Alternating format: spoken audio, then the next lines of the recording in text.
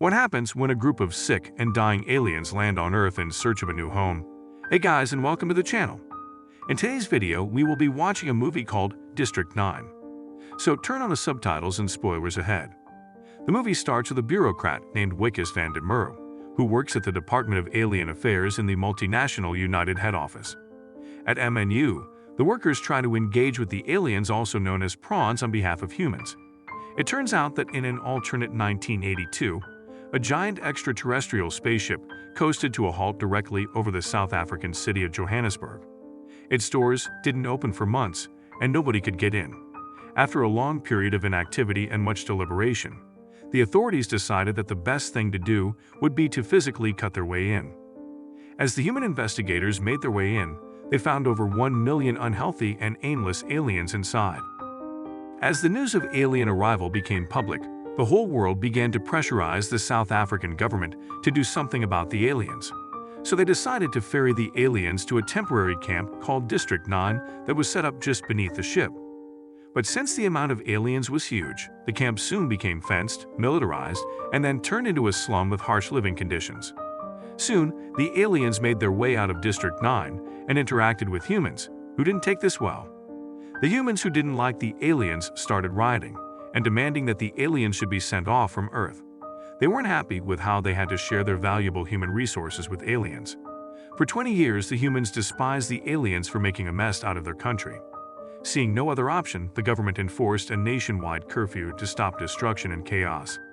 Due to tons of complaints from the locals, the government hires multinational United, MNU, a huge weapons manufacturer, to relocate the aliens to a new camp outside the city. Piet Smit, the managing director of MNU, decides to use legality to evict the aliens, for which he appoints a field officer, Wikus van der Merwe, who also happens to be his son-in-law. Wikus starts preparing to lead the relocation. Heavily loaded forces start getting deployed to District 9, backed up by significant air support. As Wikus starts knocking on the aliens' doors to serve them eviction notices, the prawns go crazy and start breaking laws, even killing humans outrageously. Not going to let out a war happen, Wikus uses his wits and starts bribing the aliens with cat food to get them to sign the eviction notices. It is later revealed that District 9 was filled with illicit activities, most of which were led by humans. One of the craziest ones was interspecies prostitution, meaning humans and aliens were paying to sleep with the opposite species. Amidst the chaos, 3 aliens, Christopher Johnson, his young son CJ, and Christopher's friend Paul, search a District 9 garbage dump for alien fuel and prawn technology, which they had been preparing for a while. Christopher asks Paul to fool the field officers and hide the alien fuel from them. Wikus enters the shack to serve Paul the eviction notice and finds a strange chemical laboratory. Inside, he finds a hidden bottle of alien fuel and mistakenly sprays some of it on his face. After cleaning the fuel off his face, he continues investigating and finally finds a room full of weapons. Ecstatic, he runs outside to inform his team about the great finding, but unfortunately, a fight starts between Paul and other field officers. In an attempt to save his colleague, Wikus ends up getting slammed against a large drum. Furious, a cruel leader of the MNU mercenaries named Cobus Venter kills Paul by shooting a bullet in his head. Wikus is rushed to the medics to get his injured arm treated. After getting treated, he enters Christopher's shack to serve him the eviction notice, but all of a sudden, he starts experiencing weird body sensations. His colleagues take him to a restaurant so he can have some food, but to everyone's surprise, a black-colored liquid starts dripping from his nose. Soon, Wikus begins mutating into a prawn, and his nails start falling off. Meanwhile, Christopher and his son start looking for the alien fuel container on which they had spent the last 20 years, synthesizing to enact their plan of escaping Earth. Wikus, on the other hand, rushes home only to find that his wife has planned a surprise party for his promotion. Puzzled, he collapses in front of everyone during the cake-cutting ceremony. His wife, Tania, rushes him to the hospital, where he loses his wits after seeing his injured left arm turned into a prawn claw. The authorities quickly transfer him to the MNU laboratory, where researchers perform brutal experiments on him despite his reluctance. After various experiments, they discover that Wikus's mutated DNA grants him the ability to operate prawn weaponry, which only works with the alien's biology. Moreover, the researchers devise that Wikus's DNA is in perfect balance between alien and human, and that important ingredients must be harvested from it. Smith approves the decision and orders the researchers to vivisect Wickes's body and harvest his DNA. Meanwhile, Wickes's wife, Tanya, can't stop worrying about her husband's well-being. Soon the researchers attempt to harvest Wickes's human/alien hybrid DNA before he fully transforms into a prawn. But all of a sudden, Wickes overpowers the lab personnel and makes his escape by taking a researcher hostage. When Smith finds out about Wickes' escape, he summons Kubus to catch him. Meanwhile, Wickes runs away and tries calling his wife and friends, but to no avail. The news of his escape spreads like wildfire, and he finds it difficult to hide from the MNU. Seeing no other option, Wickes finds refuge in District 9, the one place he knew no one would come to find him. After spending the night there safely, he wakes up all hungry and goes to buy some meat. When he finds nothing edible, he buys cat food. While eating, he is shocked to discover that his teeth are falling off. Just then, he receives a phone call from his wife who tells him that she will not speak to him again.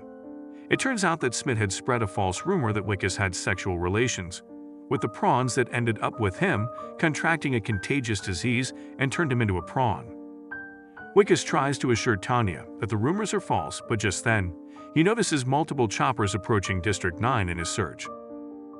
Perplexed, he tries to run away and ends up in Christopher's shack, begging him to give him a hiding place. He also notices that Christopher has the mothership's concealed command module dropship in the shack.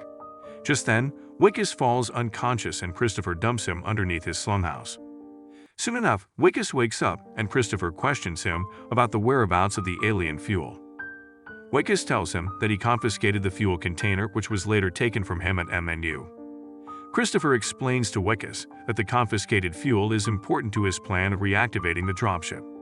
Moreover, he explains that if he can get them and the dropship to the mothership, he can fix Wickes and reverse his physical transformation. At first, Wickes gets ecstatic after knowing that he can be cured, but later curses himself for confiscating the alien fuel in the first place. Christopher encourages him to acquire the fuel as soon as possible as his transformation is accelerating quickly. Later, Wickes receives a call from Tanya, unaware that the phone call is being tapped and the MNU now knows his location. Desperate to reverse his physical transformation, Wickes joins hands with Christopher and decides to buy weapons from the District 9 Nigerian arms dealer Obasanjo.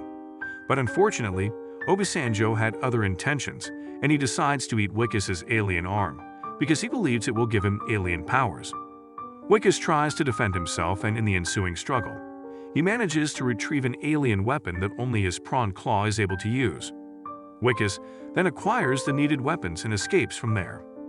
Using the weapons, he and Christopher blast their way to the MNU headquarters to retrieve the alien fuel. Kubus becomes furious and aims to kill Wickes, but he is ordered to catch Wickes alive. Inside the MNU headquarters, Wickes uses the alien weapons to get to the lab along with Christopher, and finally finds the alien fuel. However, just then, Christopher is shocked to see the brutal experiments performed on the prawns in the lab. He loses his wits upon seeing his friend Paul's body dissected into pieces. Wickes encourages Christopher to hold himself together, and the duo escapes from the lab to the underground slumhouse. There, Christopher informs Wickes that he must return home as fast as possible for help and pisses Wickes off by telling him that he cannot undo Wickes' mutation until he returns in 3 years. Wickes becomes furious, and in his fury, he knocks Christopher down.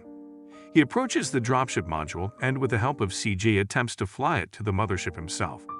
As the dropship starts emerging in the air, Kubus orders his forces to shoot it down, damaging it in the process. After the dropship falls to the ground, Kubus enters it, captivating the dazed Wickes. Just then, Obasanjo's gang arrives and ambushes the MNU convoy. They capture Wickes and take him to Obasanjo. Meanwhile, in the dropship, CG remains hidden and secretly activates the mothership and a large mechanized battle suit located in Obasanjo's base. On the other hand, Obasanjo berates Wickes for running away from him earlier and starts preparing to chop off Wickes' prawn arm to acquire the alien powers. All of a sudden, the activated mechanized suit attacks the Nigerians, killing all of them in a split second. Meanwhile, the stuck mothership gets activated as well, and the news of its activation starts going viral. As the mothership starts moving, prawns look at the sky with a sigh of hope to go back to their home world. Wickes, on the other hand, manages to get inside the mechanized suit and evading Kubus's forces. He sets on his way to rescue Christopher from the MNU captivity. After saving Christopher from MNU's torment, the two of them head to the dropship, but on their way, they face a heavy human shootout. Seeing no other option, Wickes decides to stay back to hold the fire and pushes Christopher to go to the dropship and reunite with his son. Although Christopher refuses to leave him alone, Wickes insists he leaves. Before leaving, Christopher promises to return after 3 years and heal Wickes. He finally reunites with his son CJ while Wickes fends off the mercenaries, buying Christopher enough time to activate the dropship. Meanwhile, Wickes activates the highest possible setting of the suit and ambushes all of the other mercenaries brutally. Despite being injured, Kubis cripples the suit and opens fire on it, in hopes to kill Wickes once and for all. Meanwhile, Christopher, along with his son, safely makes his way to the mothership via the dropship that is ascended through a tractor beam. Wickes falls off the suit after Kubis shoots him. As Wickes crawls his way to save his life, Kubis approaches him to shoot him to death. However, before he could pull the trigger, some aliens arrive and surround him. Although Kubis tries to defend himself, he ends up getting dismembered into pieces. Meanwhile, inside the mothership, Christopher operates it and the mothership starts moving, leaving the crowd astonished. All the prawns look at it with sorrowful eyes as they see their only hope of Ray slide away in front of them.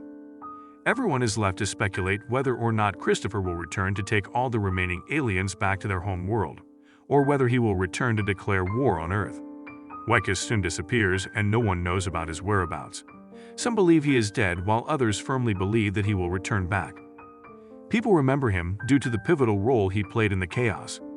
Wickes' former trainee Fundiswa exposes MNU's illegal genetic research program and the barbaric experiments they performed on the alien population, after which he was imprisoned.